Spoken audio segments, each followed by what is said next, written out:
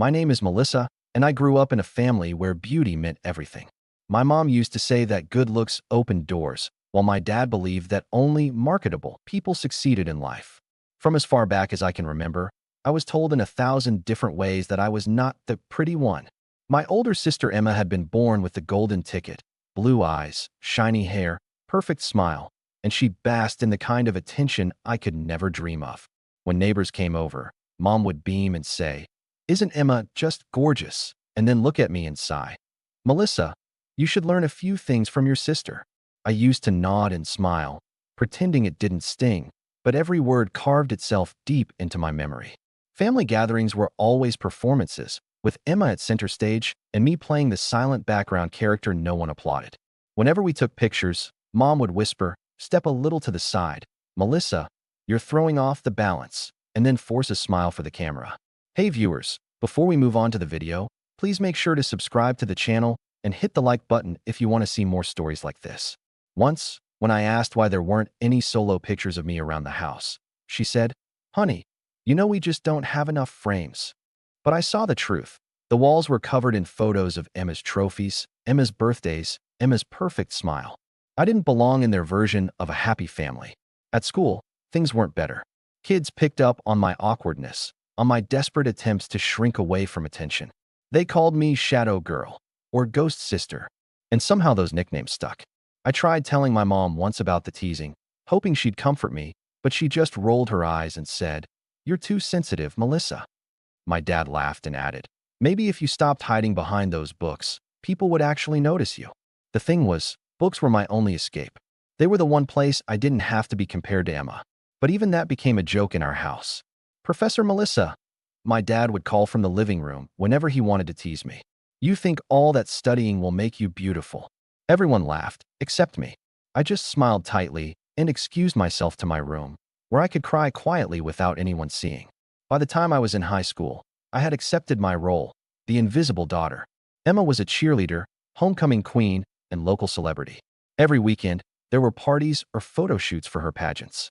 My mom adored the attention, dressing her up like a doll, while I sat on the couch in oversized sweaters doing homework.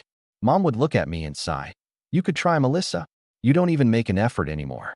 I wanted to scream that I was trying, just not in the way she valued. My effort was in surviving. My effort was in staying kind, even when no one was kind to me. But none of that mattered to them. To them, I was a disappointment in plain clothes. Then came my senior year, the year everything broke. I had spent months studying, applying for scholarships, dreaming about going to college, and finally building a life where I could breathe. But my parents didn't see it that way. "Why waste money on college?" my mom said when I brought it up. "You'll never survive out there, Melissa. You're too shy, too plain." My dad chimed in, "College won't teach you how to be likable." They thought they were being realistic. I saw it for what it was, cruelty disguised as advice. Still, I didn't give up. I worked part-time at a diner after school, saving every dollar. Sometimes I'd come home smelling like fries and grease, and Mom would wrinkle her nose. "You'll never meet anyone working in a place like that," she said. "At least Emma has standards." Graduation day was supposed to be the proudest moment of my life. I was valedictorian, standing at the top of my class. When I stepped on stage to give my speech, I searched for my parents in the crowd. They were there, sitting next to Emma, who was taking selfies and barely clapping. After the ceremony, I rushed over to them, still holding my diploma, smiling like a fool, hoping, just once, to hear them say they were proud. Mom looked at me up and down and said quietly, "Maybe skip the pictures. Honey, you'll thank me later." Dad chuckled. "Yeah, no need to immortalize this outfit. You look tired." They both laughed. I wanted to vanish. That was the exact moment I realized that no amount of achievement would ever change how they saw me. Later that night, Emma posted dozens of photos from graduation, all of her smiling, surrounded by friends. In one picture, you could see me in the background, blurry, holding my speech. The caption read, "Proud of this moment for my family," but there was no mention of me at all. My mom commented, "Our beautiful daughter," and I stared at the screen for hours, feeling something inside me harden. That night, I decided that I would never again beg for their approval. When my acceptance letter from the university arrived, I showed it to them at breakfast. Mom glanced at it for a second, then said, "That's far away, Melissa. Maybe it's for the best." Dad added, "Distance might make you prettier." They laughed again, and I folded the letter carefully, holding back tears. I knew then that they didn't plan to help. I tried to ask for a small contribution for tuition, and Mom exploded. "We're not wasting our money on something that will only embarrass the family." My dad nodded. "We don't want you shaming us out there, Melissa. You're not ready for the real world." That sentence, "We don't want you shaming us," cut through me like a knife. I went to my room, locked the door, and cried until my throat hurt. But even through the sobs, a quiet resolve began to grow inside me. If they didn't want me to carry their name with pride, I would build a life where their opinions no longer mattered. The day I left for college was cold and gray. I had one suitcase, a backpack, and $200 saved from tips. No one came to help me pack. Emma slept in, and my parents didn't even walk me to the car. As I stood at the door, Mom handed me a grocery bag with some leftovers and said, "Don't embarrass yourself out there, Melissa." Dad added, "The world's not going to be kind to someone like you. Just don't come crawling back when you realize we were right." I didn't answer. I just turned, walked to the bus stop, and didn't look back. College felt like another planet. For the first time, no one compared me to anyone else. No one told me to hide from cameras or lose weight. My roommate, Jenna, was loud and confident, and she didn't understand why I flinched every time someone gave me a compliment. When she said, "You have the prettiest eyes," I laughed nervously and said, "You don't have to lie." She frowned and said, "Why would I lie?" That night, for the first time, I looked in the mirror and tried to see what she saw. It wasn't easy. Years of being told I was ugly had trained me to look for flaws. But little by little, I started to believe that maybe I wasn't broken. Maybe I'd just been raised to think I was. Money was tight, but freedom was intoxicating. I worked at a bookstore near campus, and sometimes the manager let me take home old paperbacks. I filled my dorm room with them, stacks of stories about people who survived worse and still found hope. I studied late into the night, fueled by cheap coffee and stubborn determination. When I got straight A's that first semester, I wanted to call home and tell them, but then I remembered my father's voice saying, "College won't teach you how to be likable," and I closed my laptop instead. Holidays were the hardest. Everyone went home for Thanksgiving, and I stayed on campus alone. Once, I saw Emma's photos online, the whole family smiling around the dinner table. The caption said, "So thankful for my amazing parents," and I just stared at it, wondering if they even remembered I existed. But instead of crying, I made myself a cup of tea, curled up with a book, and whispered, "You're okay, Melissa." And somehow I was. By junior year, things started to change. I got an internship at a tech company and a small scholarship for academic excellence. My professors noticed my work, and people began to seek my advice.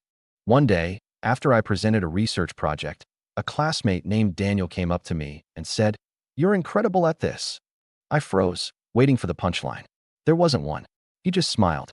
For the first time in my life, I felt seen, not as a shadow or a joke, but as someone who mattered. Still, every now and then, my past caught up with me. My mom sent the occasional email, usually to brag about Emma's latest achievement. Emma just bought her first house. Emma's expecting. Emma won a local beauty award. There was never a "How are you, Melissa?" or "We're proud of you." I stopped opening them after a while. After graduation, I landed a good job and moved to another city. It wasn't glamorous, but it was mine. I decorated my small apartment with secondhand furniture, potted plants, and string lights. When friends came over, they said it felt cozy. I laughed, because for me, home had never meant comfort before. Every milestone felt like rebellion. Every small success whispered, "You did this without them." And maybe that's what kept me going. I didn't need revenge.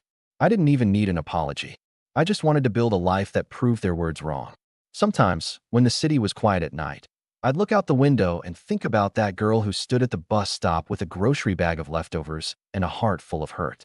She was still a part of me, but she wasn't the whole story anymore. I had become someone else. Someone who didn't need to be told she was enough, because she finally knew it. I never planned to become anyone special. I just wanted to stop feeling like the version of me my parents created. After graduation, I moved to a small apartment in the city and got a job as a junior analyst at a company that barely paid enough to survive. But for the first time, I woke up without that heavy feeling of failure pressing on my chest. No one here knew me as the ugly daughter or Emma's sister. I was just Melissa, the quiet girl who worked hard and always said thank you when someone held the elevator door. My boss, Clara, was one of those people who radiated calm confidence. She used to say things like, "You're good at what you do, stop apologizing for existing." And it always made me laugh awkwardly, because that's exactly what I'd been doing my whole life, apologizing for existing. The first year was hard. I lived paycheck to paycheck, ate noodles more often than I'd like to admit, and battled constant waves of insecurity. Every time someone complimented my work, my brain whispered, "They're just being nice." But slowly, something inside me started to shift. I joined a local book club just to have some human contact outside work. The first night, I almost didn't go in. I stood outside the cafe door for 5 minutes convincing myself that no one wanted me there. When I finally walked in, a woman named Mia smiled and waved. "You must be Melissa." I froze for a second, surprised she remembered my name from the group chat. "Come sit," she said, and the warmth in her voice melted something in me. That night we laughed about bad romance novels and drank cheap coffee until closing time. When I got home, I caught myself smiling in the mirror, not because of how I looked, but because for the first time, someone had seen me and wanted me around. Work became my safe place. I threw myself into projects, staying late to learn everything I could. Clara started giving me more responsibility, and once she said, "You remind me of myself when I started, quiet but unstoppable." That word, unstoppable, stuck with me. I wasn't used to being described as anything powerful. I was used to being told I was too much or not enough, depending on the day. Now, I began to see glimpses of a version of myself I'd never met before. The one who didn't shrink when someone looked at her. The one who didn't measure her worth against anyone else's reflection. A couple of years passed like that, quietly, steadily, beautifully. I built friendships, confidence, and small routines that made me happy. Sunday mornings at the farmer's market, journaling in the park, calling Mia just to share random thoughts. I even started mentoring high school girls in a local STEM program because I knew how it felt to be told you weren't good enough. One of them, a shy 15-year-old named Aria, once said, "You talk like someone who never gets scared." And I laughed so hard because if only she knew. But maybe that was the point. I had learned how to be scared and still move forward. Then one day, everything changed again, but in a good way. My company got a chance to partner with a foundation that supported women in technology. Clara asked me to help lead the project. I hesitated. "Me? I don't think I'm ready." She smiled. "You're more than ready, Melissa." Those words hit me harder than I expected. No one had ever said that to me. Not as a parent, not as a teacher, not as anyone. So I said yes. The project took months of planning, long nights, and endless emails. We created workshops, mentorships, and a small scholarship fund for young women from low-income families. When the program finally launched, the local newspaper wrote an article about it. It wasn't supposed to be about me, just the work, but somehow my name ended up in the headline. Melissa Carter leads local initiative empowering women in STEM. I didn't even know it was published until Mia sent me the link with 10 exclamation marks. "Look at you, superstar," she texted. I laughed and said, "It's not a big deal." But inside, I was trembling. Not out of fear, out of disbelief. The next morning, I got an email from an address I didn't recognize. The subject line read, "From your mother." My hands went cold. It had been years since I'd heard from her directly. I opened it, heart pounding. She wrote, "We saw the article about you. We're so proud, Melissa. We always knew you'd do something special." I had to read it twice because it didn't sound real. The same woman who once said, "We don't want you embarrassing our family," was now claiming pride in me. The rest of the email talked about how things hadn't been easy for them, how Dad's health wasn't great, how Emma was going through a rough patch. It ended with, "Maybe we can reconnect soon." I sat there staring at the screen for what felt like hours. There was a part of me that wanted to scream, to ask where they were when I needed them most. But another part, the quieter, healed part, just felt tired. I didn't reply. Instead, I went to the park that evening and watched the sunset. The city buzzed around me, full of strangers, full of life. I thought about how much energy I'd spent trying to be loved by people who couldn't see past their own idea of perfection. And now, suddenly, they wanted to rewrite the story as if they'd always believed in me. It didn't make me angry. It just made me free. Weeks passed, and I kept working, smiling, living. My program grew. We got more sponsors, more students, more impact. Every success felt surreal. Sometimes Clara would tease me, "You realize you're kind of a big deal now," and I'd laugh, shaking my head. Fame didn't matter. What mattered was that I'd become the kind of person I needed when I was 16. Then, one night, I got another message, this time from Emma. The subject line said, "Hey, it's been a while." Her email was shorter, almost hesitant. "I don't know if you'll read this, but Mom told me about your project. I just wanted to say I'm sorry. For everything. I was awful to you. I was just a kid, but I knew what I was doing. I hope you're happy, Mel. I read it over and over. My heart hurt, not from anger, but from something gentler. I didn't know what to say. I didn't know if I wanted to say anything at all. For days, I thought about that message. I remembered every cruel joke, every photo I wasn't invited into. Every night, I cried myself to sleep while she and Mom laughed downstairs. And yet, when I pictured her, I didn't see the girl who hurt me. I saw the girl who had been molded by the same parents who once told me, "You'll thank us later for being honest." Maybe she'd just believed them longer than I had. So I didn't reply, but I didn't delete it either. I just kept it, a small, silent truce. By my 30th birthday, I had everything I once thought was impossible: peace, friends, stability, and quiet pride. I didn't need their voices in my head anymore. But life has a strange sense of timing. Around that time, our foundation received an invitation to present at a national conference. My team was ecstatic. "Melissa, you have to give the speech," Mia said. I laughed nervously. "Me? No way." But Clara insisted. "This is your story. People need to hear it." I agreed, reluctantly. When the day came, I stood on a stage in front of hundreds of people, lights shining, heart pounding. I talked about growing up in a world where beauty mattered more than kindness, where intelligence was mocked, and how I learned to redefine what success looked like. I didn't name names, but I told the truth. Sometimes, I said, you have to become the person your younger self needed. And sometimes, that means letting go of the people who couldn't love you then, even if they want to now. The audience went silent for a moment, then erupted into applause. I smiled, not for validation, but because I finally felt whole. Later that evening, after the conference, I checked my phone. There was a voicemail from my mother. Her voice sounded smaller than I remembered. "We watched your speech, Melissa. You looked beautiful." Your father cried. I closed my eyes, listening. Then she said softly, "We're sorry, honey. We didn't know better back then. Please call us." I didn't. Not because I hated them, but because I didn't need to anymore.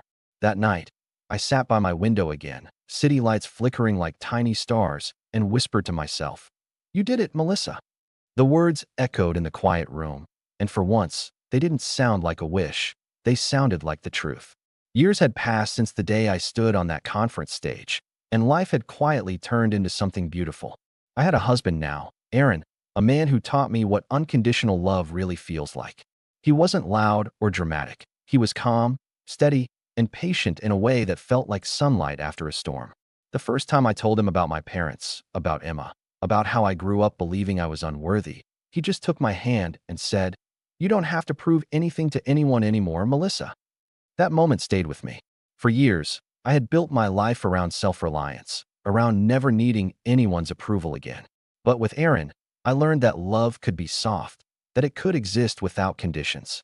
Our days were simple and full. We cooked together, went for walks, laughed about little things. He always called me sunshine because, as he put it, "You spent too long living in someone else's shadow." Sometimes I still woke up from dreams of my past, my mother's voice telling me I'd never be enough, but now there was warmth beside me, a hand that always reached back when I reached out. Aaron never tried to fix me. He just made space for me to heal. One morning, while we were having breakfast, I opened my email and froze. The subject line said, "It's Mom." My stomach twisted. I hadn't heard from her in months.